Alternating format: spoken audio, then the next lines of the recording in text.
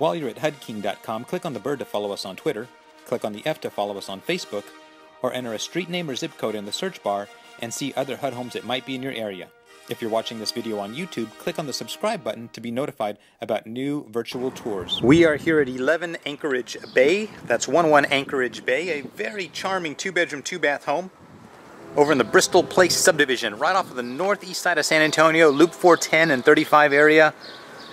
This is a small community of homes. I really like it. There have been a couple of HUD homes in here and they always get offers on them because it's such a charming little community and easy access to the freeways.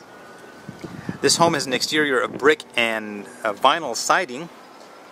It sits on about a 3,000 square foot lot. And if I didn't already mention, it's about 1,200 square feet, built in 2002. Exterior-wise, very good condition. Really just needs a tiny bit of touch-up paint, maybe power wash that vinyl siding. Give a fresh coat of paint around the fascia. Let's take a look at the backyard and we'll look at the inside. Now the lot is not very big, and some of the fence you can see here is damaged. So if you don't like having to maintain a yard, this one won't be too bad because, like I said, it's about a 3,000 square foot lot. Exterior-wise, power wash this vinyl siding and you're pretty much done. Maybe fix a little bit of this fence. Let's look at the inside.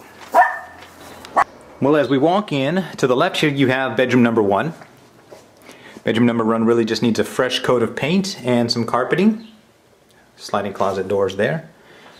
Next to that you have bathroom number 1. Bathroom number 1 is a shower and tub combo. Nice little layout, single vanity. Needs a fresh coat of paint, maybe change the flooring.